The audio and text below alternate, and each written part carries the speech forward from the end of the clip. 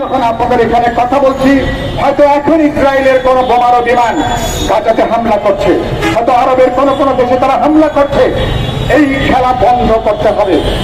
আর ইরানের ব্যাপারে ইরানে যে আমেরিকা হামলা করেছে, অন্যায়, এটাকে বলছে না অন্যায় আগ্রাসন, অন্যায় একটা সামরিক হামলা, একটা যুদ্ধাপরাধ। সুতরাং আমি অন্তর্বর্তী সরকারকে বলবো, বিবৃতি দিয়ে দায়িত্বটা পালন করা যাবে না। আগামী এক সপ্তাহের মধ্যে খুবই দ্রুত একটা দিন ঘোষণা করেন যেদিন 18 কোটি মানুষ আমরা ফিলিস্তিনি জনগণের পক্ষে আমরা সবাই রাজপথে নেমে আসবো। সরকারকে বলতে চাই, একটা দিন ঘোষণা করেন যেদিন বাংলাদেশের 18 কোটি মানুষ আমরা নেতানিয়াহু চক্র ট্রাম্পের গ্রেপ্তার দাবি করে রাজপথে আমরা নেমে আসবো। একটা দিন ঘোষণা করেন যেদিন আমরা এই গণহত্যা বন্ধ করার জন্য, যেদিন সবাই রাজপথে আমরা ইরান এবং ফিলিস্তিনের পতাকা নিয়ে, বাংলাদেশের পতাকাকে আমরা মাথায় করে নিয়ে যেদিন রাজপথে আমরা দাঁড়াবো। সরকারকে বলতে চাই, আপনারা এরকম একটা দিন অবিলম্বে অন্তর্বর্তী সরকার আলোচনা করেন, সিদ্ধান্ত গ্রহণ করেন। আমি বিশ্বাস করি বাংলাদেশের দলমত নির্বিশেষে আমরা ফিলিস্তিন এবং ইরানের প্রতি আন্তর্জাতিক সংহতি জানাতে যে আগামী এক সপ্তাহের মধ্যে একটা সংহতি দিবস ঘোষণা করবার জন্য আমি দাবি জানাচ্ছি। আপনারা সবাই ব্যাপারে একমত আছেন? সরকার এটা বলবো।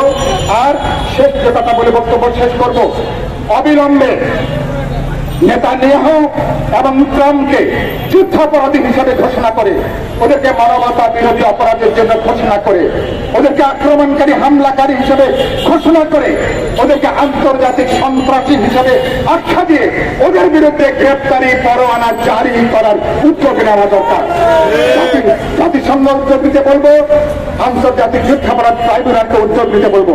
বাংলাদেশের মানুষ আমরা ফিলিস্তিনি জনগণের পক্ষে আছি। যে পর্যন্ত ওদের স্বাধীন রাষ্ট্র না হবে সে পর্যন্ত আমরা তাদের পাশে দাঁড়াবো। যে পর্যন্ত আমরা ফিলিস্তিনের এই গণহত্যার অপরাধ না হবে তাদের পাশে দাঁড়াবো।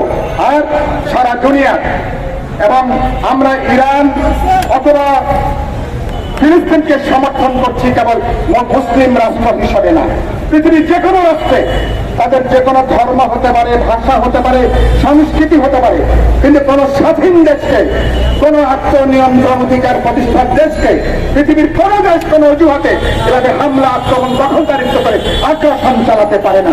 আমি যে ঠিক কথা বলছি এটা? সুতরাং এই দাবিতে এটা যেখানে সাম্রাজ্যবাদী আক্রমণ সেখানে প্রতিরোধ, যেখানে যুদ্ধাপরাধ সেখানে প্রতিরোধ, যেখানে তারা আগ্রাসী হামলা চালাবে সেখানে জনগণ ঐক্যবদ্ধভাবে আমরা রুখে দাঁড়াবো। কোন লক্ষ্যে? আমরা শান্তি চাই, নিরাপত্তা চাই, জনগণ অধিকার আমরা নিশ্চিত করতে চাই। সুতরাং জনগণ তার ভবিষ্যৎ দেশ কিভাবে চলবে জনগণ নির্ধারণ করবে। পৃথিবীতে আমরা ডোনাল্ড ট্রাম্প, নেতানিয়াহুকে তাদেরকে আমরা কোন পুলিশিং এর দায়িত্ব দিই নাই। সুতরাং এই দানবদেরকে ওদেরকে যদি হ্যান্ডস আপ করানো না যায়, যদি ওদেরকে আত্মসমর্পণ করানো না যায়, দুনিয়ার বুকে কিন্তু ভাই শান্তি আসবে না। সুতরাং বিপ্লবী ওয়ার্কার্স পার্টি সমগ্র জনগণকে সাথে নিয়ে আজকে আমরা প্রতিবাদ করেছি, বিক্ষোভ করেছি। আমরা এখানে বিক্ষোভ করব।